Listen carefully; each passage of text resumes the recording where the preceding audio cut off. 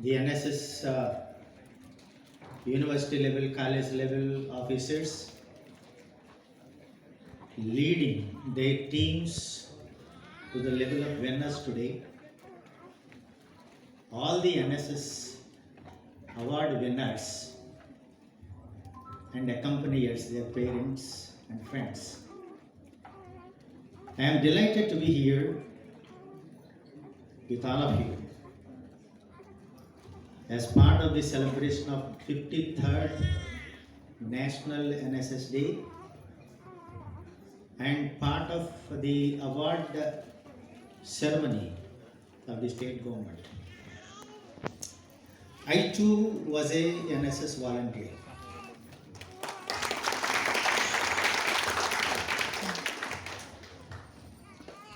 So when I was a student, I joined NSS and also participated in NSS camps. And all through the 40 years of my service, the respect towards NSS continued, and it is improving year by year, particularly after finding Andhra Pradesh NSS is finding an important place in the country by winning national awards number of times.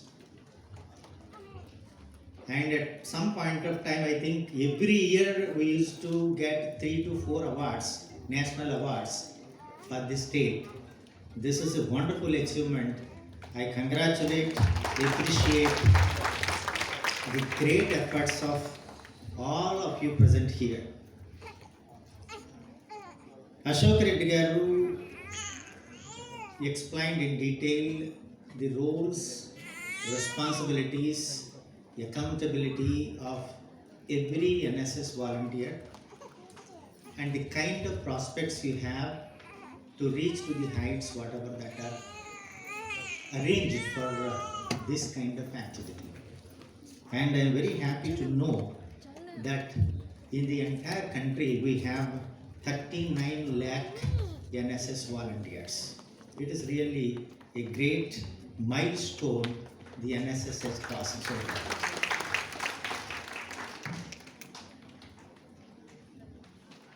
It is the right time, I feel, right opportunity also to inform you that the state government, higher education department and Andhra Pradesh State Council of Higher Education gave highest priority to the community connectivity and social service. When the entire country is having 39 lakh NSS volunteers, we made every student pursuing higher education across all disciplines to take part in community service as a mandatory assignment. We have introduced community service project in all undergraduate programs, be it BA, BSc, BCom, engineering, pharmacy, cutting across all disciplines. For the first time in the country, we have 18 lakh students. 18 lakh student volunteers are connected to the community through the system.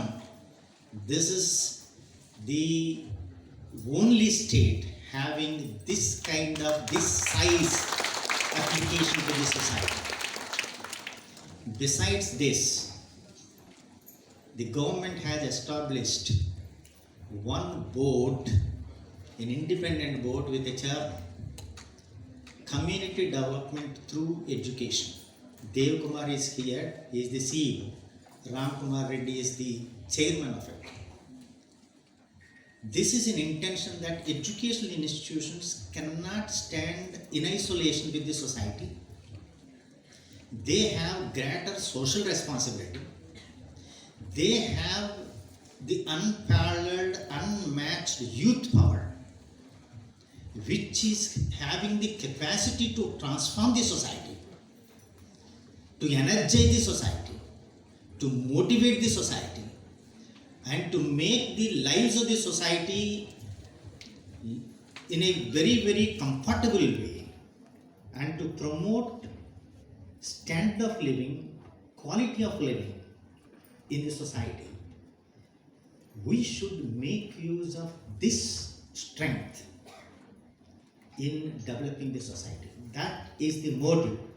So every educational institution now is attached a serious responsibility of looking around, connecting to the neighborhood and work for it. So in all these activities,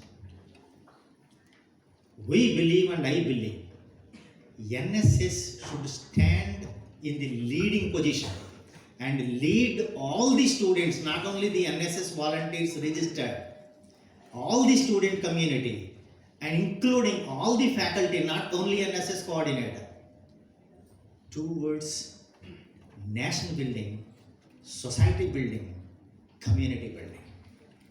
You know, so many changes are happening in the world. And we have more than 175 countries in the world. All the time we count only 5 or 6 countries or a maximum of 10 countries, and we look at them only, they are developed and we are here. And India is ahead of almost 130 to 40 countries in the world that we are not recognizing. We should feel proud of ourselves. We should know where we are in the entire world, not just comparing America or China or Japan or say Germany or UK, a very small countries with a very small population. They have huge resources and they could able to grab resources from various countries and could progress. At one point of time, India was the global economic leader. India enjoyed the position for a long time, but later, you know the history, we could made to go down in the process. Again we are fighting back to emerge as global economic and power in all respects, not just economic.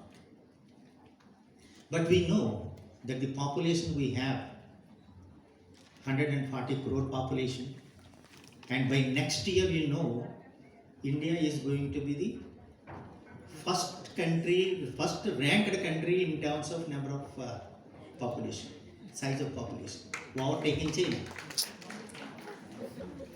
See, we don't know. See, half claps is that we are in confusion whether to celebrate this or not to celebrate this. Is it a desirable first position or an undesirable first position? We don't know. But human is never undesirable.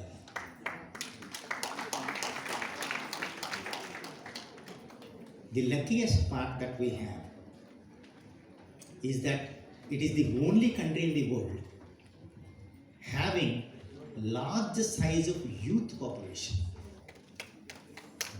Rest of the countries are getting old. We are young. That means in the next 5 to 10 years, India is going to be the largest supplier of skilled manpower to the world. We can become the supplier of skilled manpower only when we become skilled. We have skilled doesn't mean those who join in colleges and schools can become skilled.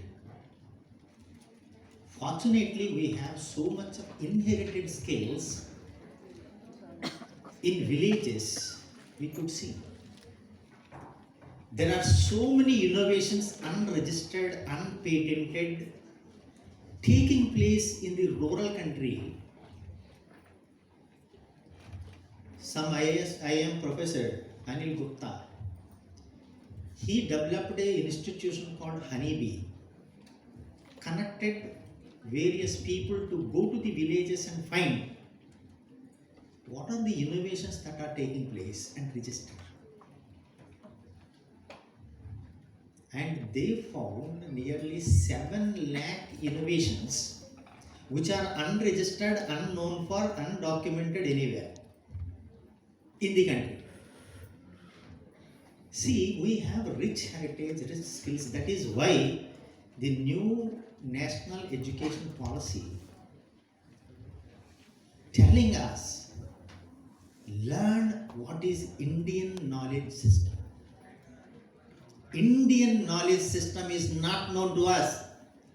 We are craving for learning the developments that are made in other countries, the knowledge contributions of other countries, ignoring the knowledge that we have developed centuries ago by great personalities and documented also, that we are ignoring.